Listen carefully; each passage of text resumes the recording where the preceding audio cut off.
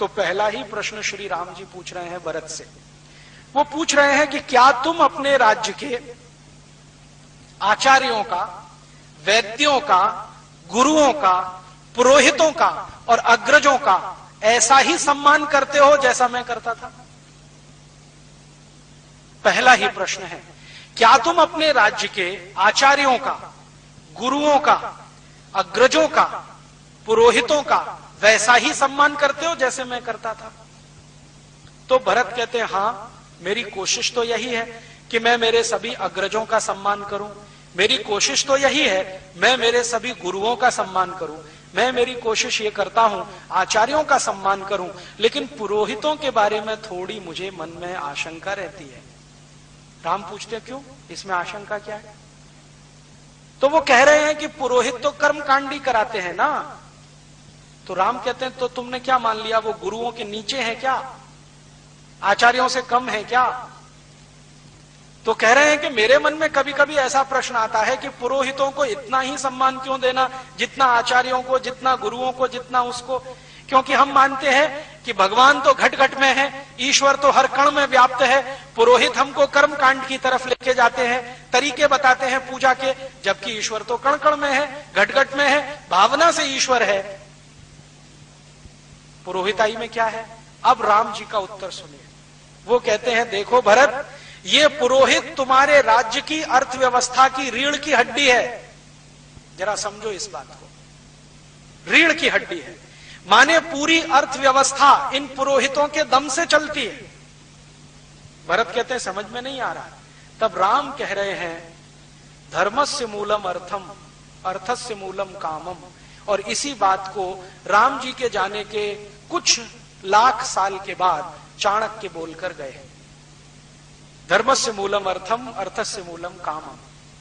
पहले मुझे ऐसा लगता था, जब तक मैंने कंब रामायण नहीं पढ़ी और ये रघुवंशम नहीं पढ़ा, तो मैं मानता था कि धर्मस्य मूलम अर्थम, अर्थस्य मूलम कामम, इसके मूल प्रणेता चाणक्य हैं, जो बड़े अर्थशास्त्री रहे इस देश में। लेकिन अब पता चला है कि चाणक्य से लाखों साल पहले रामचंद्र जी ये कह रहे हैं भरत को, धर्मस्य मूलम अर्थम।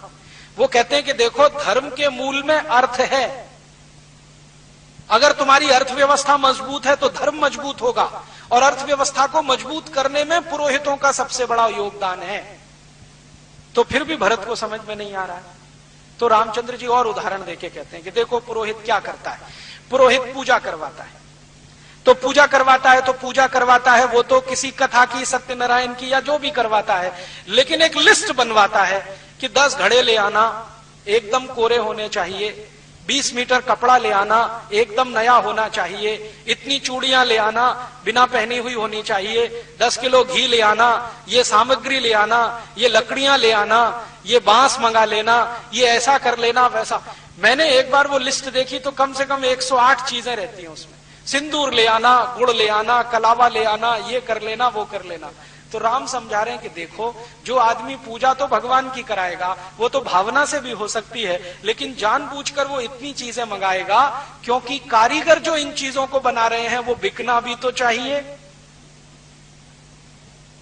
उस दिन मेरे समझ में आया श्री राम जी की परिभाषा कि पुरोहित मार्केटिंग मैनेजर होते हैं। अब समझ में आया, इनसे बड़ा मार्केटिंग मैनेजर कौन होगा। अब देखो, वो कह रहे हैं घड़े ले आना, कोरे लाना, तो कुम्हार का काम बढ़ा कि नहीं, घड़े बिके उसके। फिर घड़े पे ढकने के लिए ढक्कन और ले आना, तो कुम्हार का काम और बढ़ा, बिक्री हुई। फिर कहते हैं सकोरे ले आना, कुल्लड़ ले आना, तो उसमें प्रसाद रखेंगे, तो ऐसे करेंगे तो मिट्टी में पवित्रता होती है। पवित्रता तो सभी चीजों में होती है, लेकिन मिट्टी के ये नए नए बर्तन अगर कोई पूजा में लाएगा और ऐसी रोज सैकड़ों पूजाएं होती जाएंगी, तो कुम्हारों का काम जिंदगी भर चलता रहेगा। तो कारीगरों को जिंदा रखना है तो वो पुरोहित ही है।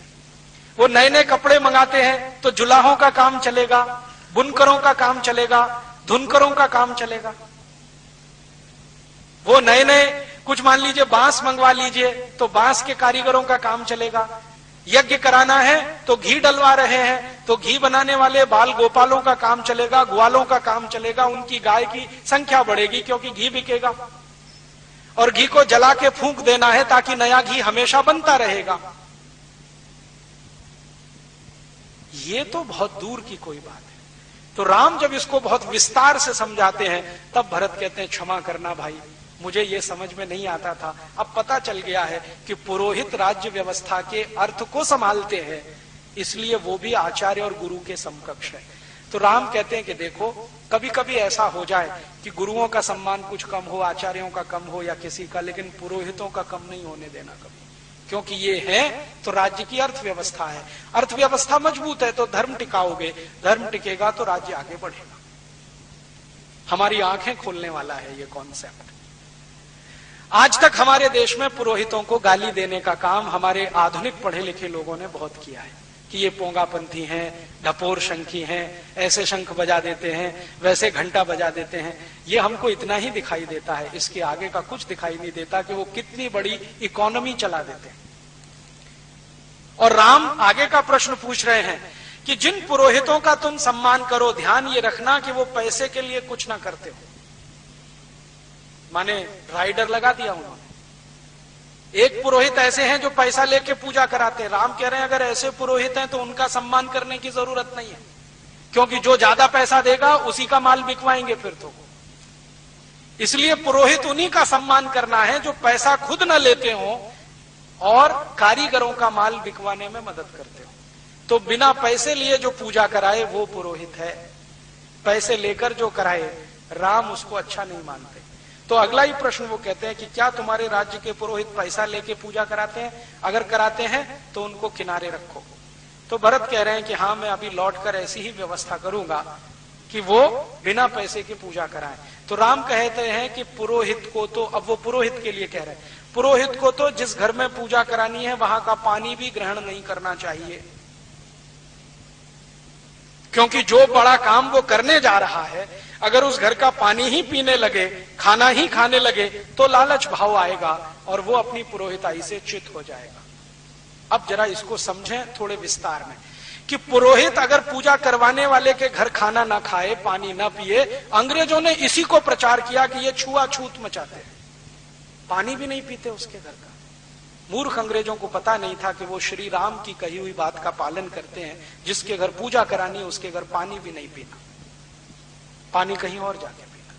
अंग्रेजों ने इसको छुआछूत से जोड़ दिया और हिंदुस्तान के कुछ मूर्ख इतिहासकारों ने उस पर पुस्तकों की पुस्तकें लिख डाली कि ये तो छुआछूत मचाते हैं, ये तो गरीबों के घर का पानी नहीं पीते, ये तो नीची जाति और ऊंची जाति करते रहते। वो नीची ऊंची जाति का प्रश्न नहीं था, जिनके घर पूजा करानी है वो कोई भी जाति का हो, कोई भी संप्रदाय का हो, वहां पानी नहीं पीना है, भोजन ग्रहण नहीं करना है, दक्षिणा नहीं लेनी है, प्रसाद नहीं लेना है, ये श्री राम बोलकर गए तो उनका पालन करते।